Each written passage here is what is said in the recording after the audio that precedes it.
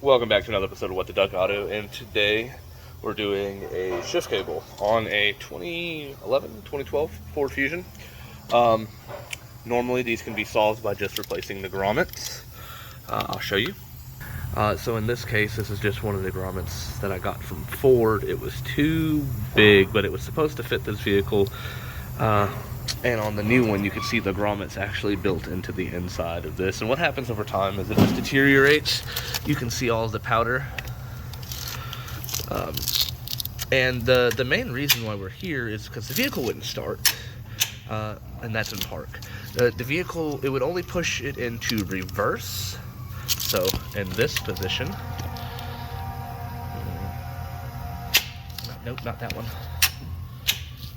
So that position, it would only push it to there and it wouldn't go out any further. Another reason that we're replacing the cable is this portion isn't supposed to come out of this actual housing, and it has. And so the cable doesn't move with the shifter. Like on this one, the cable comes out and then this part doesn't move. So how we got here, I'm not going to show that. It's pretty self-explanatory. If you're doing this, you can do all this stuff without me showing you. Battery comes out. Here's the battery tray. There is two 10mm nuts and one 10mm bolt. Two nuts, one bolt, and then there's a clip right here for the wire harness to clip on there. Take the battery out, obviously two 8mm. No big issue. Airbox comes out, unhook the mass airflow sensor. This one, 8mm bolt. Quick connect PCV hose. You just flip the switch, pull it, and you pull this one straight out of the snorkel. And that's a quick catch up to where I'm at. And I will show you why under here, this plate right here actually bolts in from the inside. And I'll show you how to get to it. It's going to be a learning experience because I've never done this, and you know, all data's got a little bit of information on it, but not much, and there's no YouTube videos, so I think I'm going to be the first one. There is one for newer Fusions, but not the older body style Fusion, so I will have the first video for this generation Fusion. It's older, so let's get into it. So as you can see, the cable comes through the firewall right here, and that stud right there. Actually, I don't have my pin. But anyways, that stud right there, and then, oh, it's really a rivet for the other side is a stud. And that stud right there is what holds the plate on for the shift cable. So inside of our Fusion, I have just taken, well, it sits like this. Sits like that. You pop this up with trim tool, or I just use my fingernails to be honest with you. Then this pops up as well. It's just clips around the outside. Like I said, I just used my fingernails. I was able to get underneath it with my fingers somehow and pull up, like right here.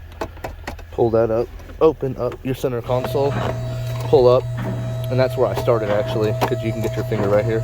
Pop it up. That comes up. Your cubby hole, cigarette lighter, 12-volt port. I think I'm just gonna disconnect that. 1 second. That's disconnected. And we can see our shift cable right here.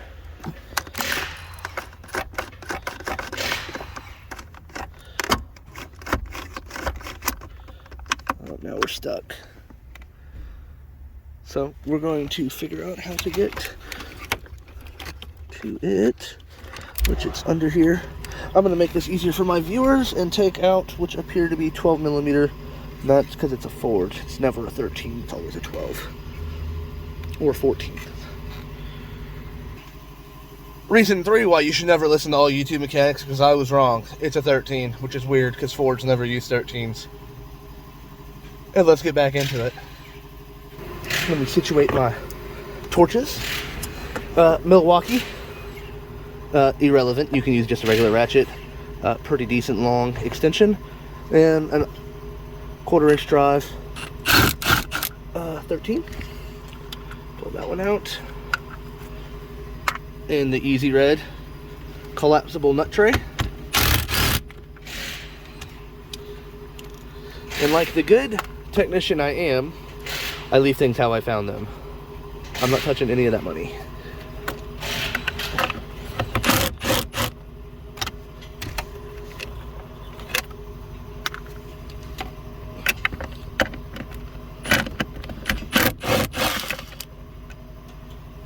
You're almost done, ain't you? Yep.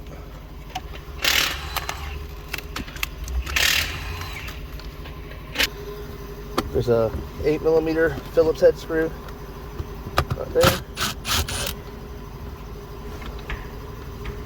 Into the nut tray. Oh, there's another one right there.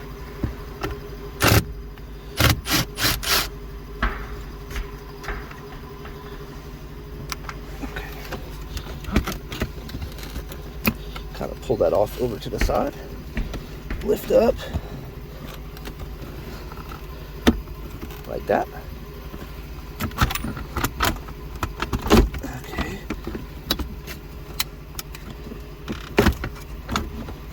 See if we can slide this thing to where we can. Oh, we can do the other side actually. So there it is. See if we can just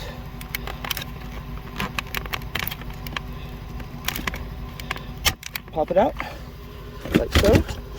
We can scoop that back. Now that's free. Excuse my hand. Now we gotta figure out where it goes. Now it moves. Okay.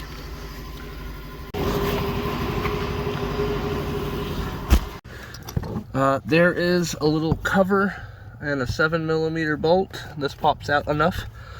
You're gonna pull the carpet away. There's a module right here. Basically, you just push down right here. Pull that. That comes off.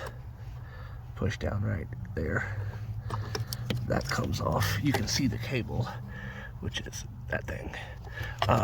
And then that appears to be some 8mm bolts, and we're gonna take this module out of the way. So when I get these out, we'll come back. So here I'm working like a caveman, whereas if some of you techs with a little bit bigger collection of Milwaukee than I have, which I have a pretty decent size, I used this, and this is a gear wrench 8mm swivel for this first bolt. Ford blessed us with 2 bolts in the back, none on this side. So if you have a long reach electric ratchet, you'd probably be much more appreciative, but right now I just have this snap-on 1/4-inch drive with a deep well 8mm, and I'm currently a Geico caveman, so this is what I'm doing. Alrighty, so the next thing I've done is remove the accelerator pedal to get some more room. It's 2 10mm nuts that hold it on, and just a clip, a wire harness clip. So we've got that out of the way. Get you under here.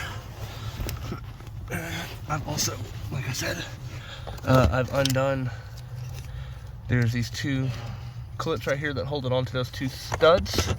I've moved this over here just to get it out of my way. Taking the accelerator pedal out, there's 1 stud. The other stud is literally right behind that pigtail, which plugs into the accelerator pedal. And then I have taken a razor blade and I've cut this, just a slice, a slit. And now we're gonna try to get underneath it to remove the 2 nuts. And this is all to avoid taking the dash out. So, where time is money and money is time, you do what you gotta do. So I just have a 10mm ratcheting wrench because it's thin enough. I tried the snap-on ratchet with the snap-on 10mm, which is actually one of my stubbier 1/4-inch drive ratchets, and that just slipped off. And it's just not, it's too big. Like I said, you're supposed to pull that box out to do this job. And you know what I'm not gonna be doing? I ain't pulling that box out.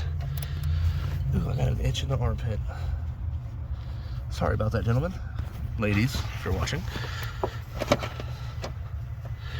And I will tell you, I guess because they've never been off, or because the studs have been painted over, but Lord, it's like there's Loctite on this. Wouldn't it be cool if they had ratchet or electric wrenches? I think that'd be pretty neat. Enough blabbering. I'll get back to y'all. Alrighty. So, I've had to pop this vent, which normally sits under here, like so. Pop it out of the way so you can get this chunky boy out from underneath it. The cable does run underneath this section of carpet down along the tube. And then another thing I had to do was I had to get a pry bar, and I sharpened it up just a little bit because it was, it's an impacting pry bar, so I hit it from time to time. So I just got a cleaner edge on the tip to pry this metal bracket up off of the studs. And now I'm getting quite the resistance trying to pull through the firewall. So I'm going to go to the engine side of the firewall and see what the holdup is. So all I had to do was just force feed it through the firewall. It was just binding up on this, on the sharp metal on the firewall, and all I did was just pull it through, and that's how you get it out. Now, just like every other YouTube that shows you how to do something, I ain't gonna show you how to put it back in. I mean, I could, I guess, but it's really not that bad. If you followed how I took it out, it goes right back in the same way. And so I just don't feel like there's a need to make the video any longer, as I want to make this just a quick, simple video for someone who's trying to replace this cable, because there's nothing out there to go on. All data says you got to remove the box. I showed you didn't. So if you enjoyed this video, or if it helped you, hit that like button, hit that bell, subscribe. It really helps your boy out. Peace, guys, and thank you for tuning in to What the Duck Auto.